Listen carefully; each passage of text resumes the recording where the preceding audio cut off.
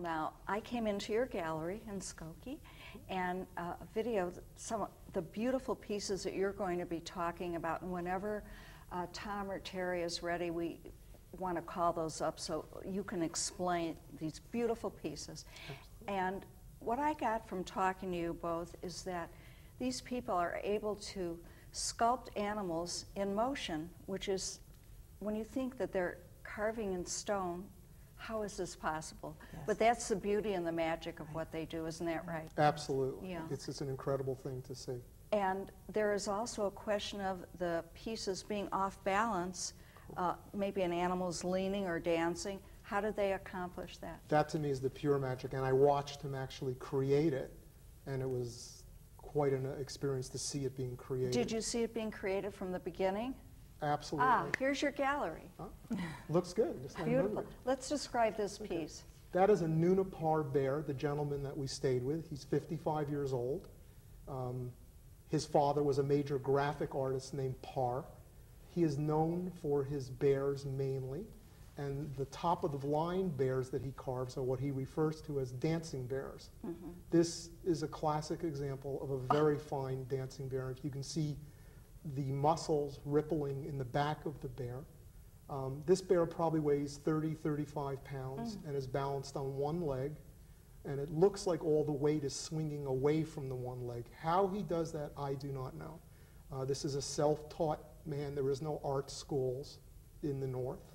They all are self-taught. Pretty much all self-taught, and they teach each other, and he has a way of teaching young kids who are interested in learning.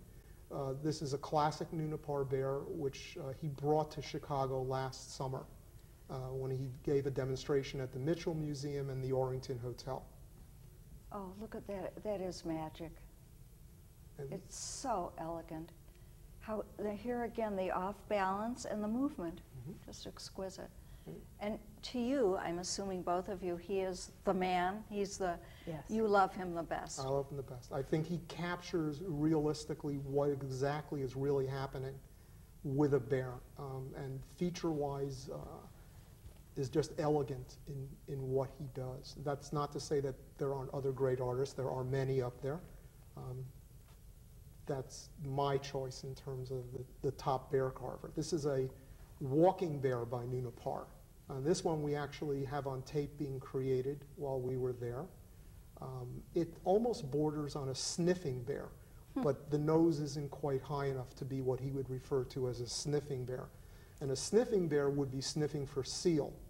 And he would capture that subtlety if the head was raised and probably tilted to the right or left, which you sometimes see dogs do when they'll move their head right or left.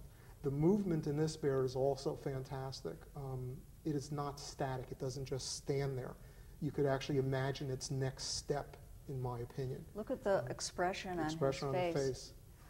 What's wonderful is that we watched him carve this bear over a series of days, and he would carve, and he would look out into the sea, and every so often pick up his shotgun and shoot a seal, or try to shoot a seal, because they eat seal and caribou and whale, and it was fascinating to watch him live his life while he was carving. Now this is a very special stone, isn't it? Correct. It's a green, is that clay or stone? That is stone. This is a piece also from Cape Dorset by Jonasi Jack Iyukatal, and it's he calls it bird. And the stone is ancient stone compared to the stone that you saw on the Nunapar bear. People like this type of carving because of the fine carving in the wings of the bird. The wings are beautiful. They are beautiful, and it is a very powerful piece.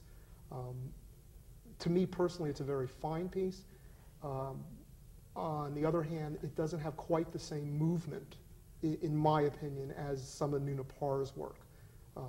Not to detract from it, the movement here comes from the head, actually, and the angle of the head that he uses. That gives it its movement.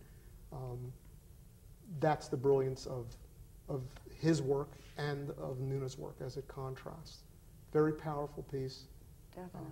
And a beautiful stone. I love that stone because you can't get